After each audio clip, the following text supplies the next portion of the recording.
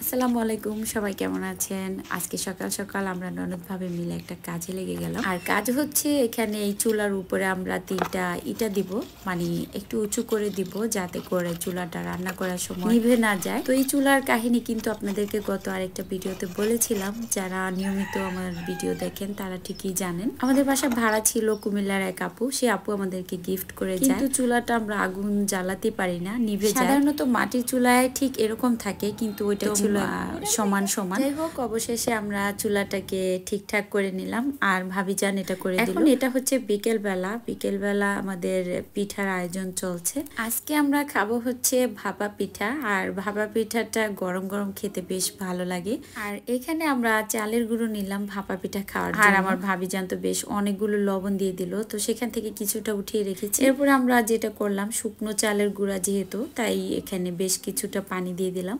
এই চালের গুঁড়াটা ছিল আমাদের রেগুলার যে ভাত খাওয়ার চাউল, সেটাকে শিলপাটায় বেটে গুঁড়া করে নিয়েছি। আর এই কাজটা আমার সবসময় ভাবিজান আর আম্মু করতে বেশ ভালোবাসে। আমার ভাবিজান বেশ অনেকগুলো চাল এখানে গুঁড়ো করে নিয়েছিল, তো আমরা কিছুটা নিলাম পিঠা বানানোর জন্য, আর বাকিগুলো দিয়ে অন্য কিছু খাবো। আর যদি প্রয়োজন হয় তাহলে বাকিগুলো নিয়ে নেব। তো প্রথমেই আমরা চাউলটার সাথে পানিটা লবণ স্বাদ অনুযায়ী মিশিয়ে এটা রেখে দিয়েছি। এরপর এখানে আমরা নারকেল কুড়ায় নিচ্ছি, আর প্রচুর মশা লাগতেছে যেহেতু সন্ধ্যা হচ্ছে মানেই মশার আক্রমণ। তো এখন কিন্তু প্রায় সন্ধ্যা হয়ে যাচ্ছে এরকম একটা সময়, তো মশা আগেই অত্যাচার শুরু করছে। আর এখানে আপু দেখতে পাচ্ছেন যে নারকেলটা আমরা নিয়েছিলাম, সেই নারকেলের যে খোসাগুলো ছিল সেটার মধ্যে একটুখানি আগুন দিয়ে দিল। আমার মা, ছোট ভাইজান সবসময় দেখি এরকমভাবে মশা তাড়াতে থাকে। তো ছাদে আমরা যখন এগুলো কিছু করতাম, ভাইয়া কিন্তু এভাবে দেখাই দিত, আর এখন আমরাও করি। এতে করে কিন্তু মশা আর আশেপাশে আসতে পারে না। এই তো নারকেল কোরানো হয়ে গেল। তারপরে আমরা এখানে গুড়টাকেও খুব ভালোভাবে কেটে কুচু কুচু করে নিয়েছি। আর এখানে লাকড়ি জ্বালিয়ে আগুন ধরানো হয়ে গেছে। আজকে অসময় আমাদের রিজওয়ান বাবাটা ঘুমায় গেছে, আর না হয় তাকেও নিয়ে আসতাম। কথা ছিল আমরা বিকেল বেলায় পিঠাগুলাকে বানাবো আর গরম গরম পরিবেশন করব। তো এখানে আমরা আস্তে আস্তে প্রায় সন্ধ্যাই হয়ে গেল। তো তাতেই কি, আর ছাদে তো প্রচুর বাতাস দেখতে পাচ্ছেন। কয়েকদিন হলো বেশ ভালো ঠান্ডা পড়তেছে। আমরা কিন্তু সাধারণত এখানে তেমন একটা ঠান্ডা পাই না। যারা গ্রামে আছে তারা কিন্তু ঠিকই শীতটা অনেক আগে থেকে উপভোগ করতেছে।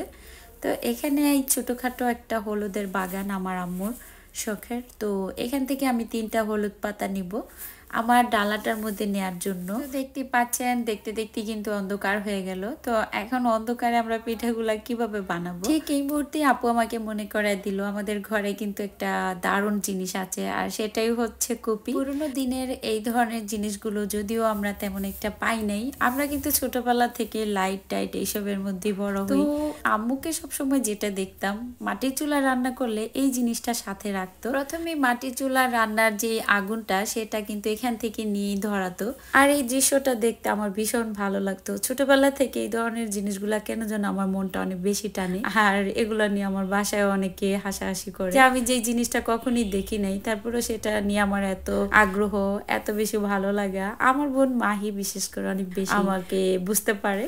তো এখন এখানে আমার মিতা যেটা করতেছে, এই কপি তো আনলাম, কিন্তু আমি ভেবেছিলাম এটার মধ্যে হয়তো বা আলাদা কোনো সুতা আমার কিনতে হবে, আর সেটা দিয়ে কিন্তু এই কপিটা জ্বালাইতে হবে। তো এই ব্যাপারে মায়ের সাথেও কথা বলা হয় নাই, হয়তো বা বললে জানতে পারতাম। আজকে যখন প্রয়োজন হয়েছে ঠিক তখনই মিতা বলতেছে না, এটার জন্য কোনো আলাদা সুতা কিনতে হবে না, এটার জন্য জাস্ট একটা নেকড়া হলেই হবে। তো একটা পুরনো গামছা ছিল, সেই গামছাটাকে ছিঁড়ে এভাবে হাত দিয়ে মুড়িয়ে মুড়িয়ে কিন্তু খুব সুন্দরভাবে একটা রশির আকারে নিয়ে নিল।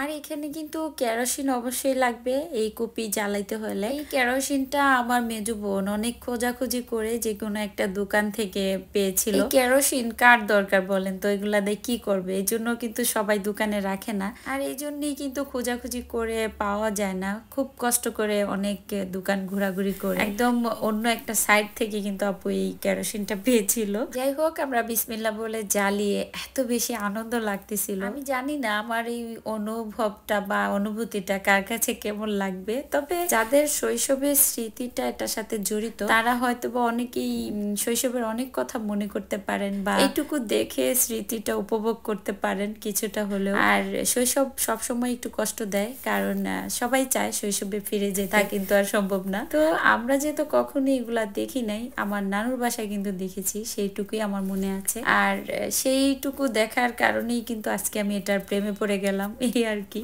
আর ওই যে নানুর বাসার পরে যদি দেখতাম তাহলে আম্মুকে দেখতাম শুধু লাকড়ির চুলাটাকে ধরাইতে। আর এরপরে সেটাও খুব বেশি যে দেখার সৌভাগ্য হয়েছে তা না, কারণ তারপরে থেকে তো গ্যাসের চুলায় রান্না খেতে খেতে বড় হয়েছে। তবে আমার মা এখনো লাকড়ির চুলার খাবার, এই ধরনের কুপির আলো দেখলে তার অনেক অনেক গল্প শুনি আমরা। আর মা তো অনেক বেশি খুশি হয়। যেমন এখানে আমরা পিঠা বানাতে আসবো, মাও কিন্তু আমাদের সাথে এসে বসেছিল, এরপর নামাজ পড়তে যায় আবার আসে, এরকম একটা অবস্থা।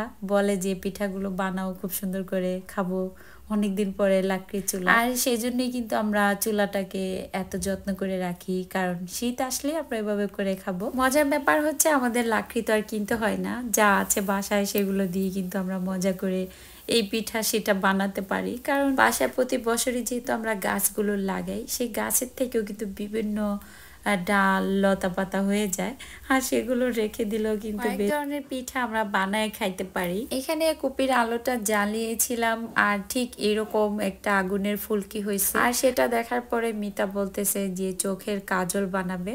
আচ্ছা, আপনারা কি কেউ কখনো এভাবে দিয়েছেন কিনা সেটা অবশ্যই জানাবেন। নিশিরাত বাঁকা চাঁদ আকাশে।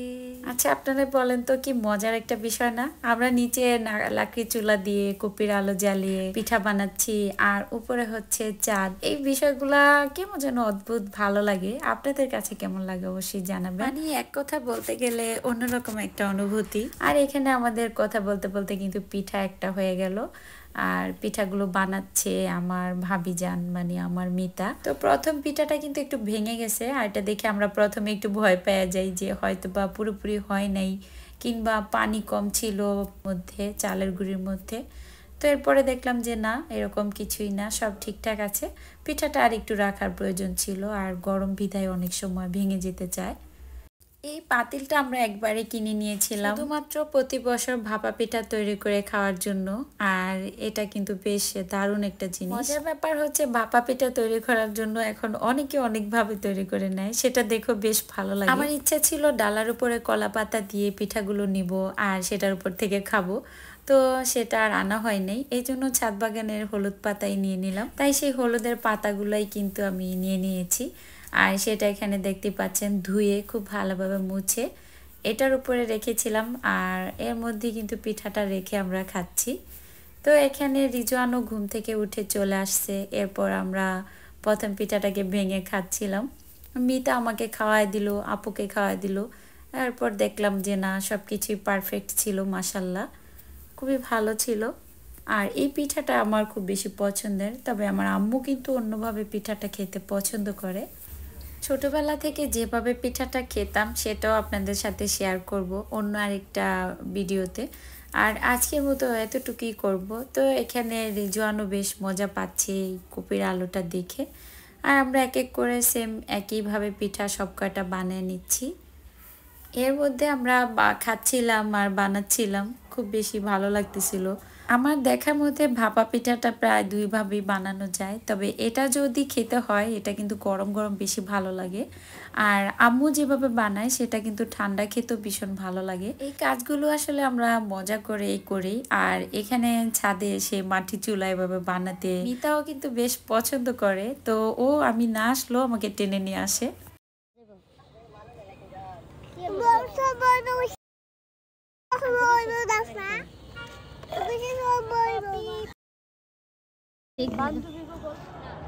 আমাদের রিজওয়ান কিন্তু অনেক পাকা পাকা কথা বলে, মাশাল্লাহ। তো ওর জন্য সবাই দোয়া করবেন, আমার ভাতিজা যাতে সবসময় ভালো থাকে।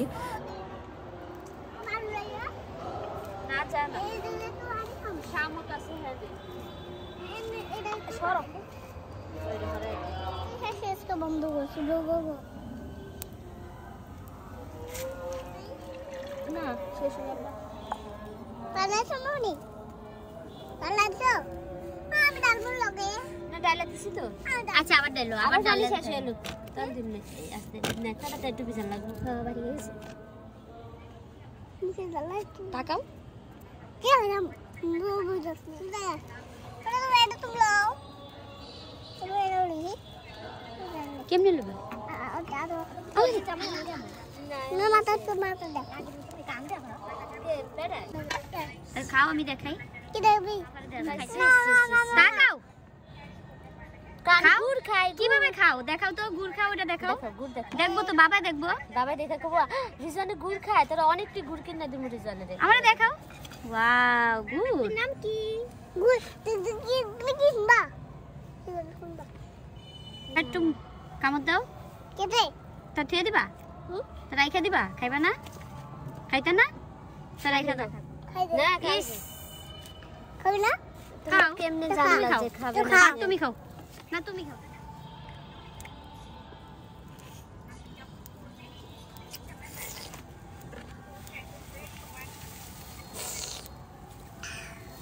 অনেক মজা গরম বেশি লাগতেছে গরম বেশি লাগতেছে আর মা গরম বেশি খাই মা খাও আম্মা ভেঙে দেখ তুমি একটু খাও বাবা পিঠাটি কি অনেক মজা বেশি বেশি দুটো বেশি বেশি তো আমরা বেশি বেশি কথা কই মাঝে মধ্যে দুটো কথা ভালো লাগে বাবা আলহামদুলিল্লাহ আলহামদুলিল্লাহ ফু দাও দিয়ে বন্ধু খাবার খা আল্লাহ ফু দিয়া তোমার খাইতে দিতে চাবো এমনি তো ফু দিছে দিয়ে আবার তোমার কাছে খাও বাবা তোমার ঘুম পুরা হয় না আজকে এখন তুই বা ঘরে কোনো পিঠাই খায় না ঠিক মতো হইছে তাকাও বাবা বাবা বলো ঠিক আছে এই যে ভাবে এই যে বাবা ভালো লাগছে কিনা দেখাও এই যে ভাবে এমনি দেখাও এমনি দেখাও এই যে এখানে আমি আর মিতা রিজওয়ানকে বলতেছিলাম যে বাবা তুমি বলো খেয়ে কেমন হয়েছে আর তার মুখের অবস্থাটা দেখে সে মাঝে মাঝে এমন পাকামো করে মাশাআল্লাহ দেখো চোখ মুখ কেমন ভাব দেখাইতেছে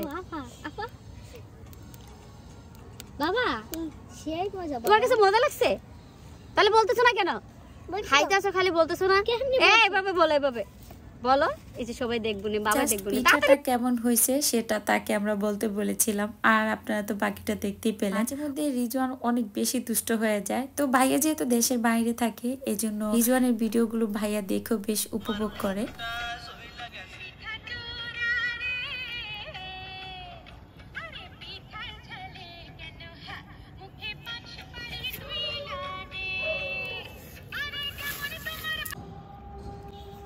আমাদের পছন্দের পিঠাগুলো হয়ে গেছে তো এখানে আবার আম্মুর জন্য আমরা একটা বড় করে পিঠা বানিয়ে নিচ্ছি আম্মুর পছন্দ অনুযায়ী আর এটাই হচ্ছে শেষের পিঠা এবার রিজওয়ানকে দিয়ে আমি ভিডিওটা শেষ করব আর আমার বাবাটার জন্য সবাই দোয়া করবেন তো তাকে দিয়ে সবসময় ভিডিও করি কারণ রিজওয়ানের শৈশবটা স্মৃতি হিসাবে থেকে যাবে সে যখন বড় হবে সেও দেখে বেশ উপভোগ করবে আলহামদুলিল্লাহ কি দারুণ একটা ব্যাপার একদিকে শীতের শীতল হাওয়া আরেকদিকে কুপির আলো আরেকদিকে কিন্তু খুব সুন্দর বাঁকা চাঁদ সব মিলিয়েই কিন্তু মুগ্ধতায় ভরপুর এরপরে আমার বাবাটাকে দিয়েই কিন্তু শেষ করে দিচ্ছি আজকের পর্ব মূলত আজকের পর্বটা আপনাদের সাথে ভালো লাগা থেকেই শেয়ার করা আপনাদের কাছে কেমন লাগলো অবশ্যই জানাবেন আজকের মতো বিদায় নিচ্ছি আল্লাহ হাফেজ।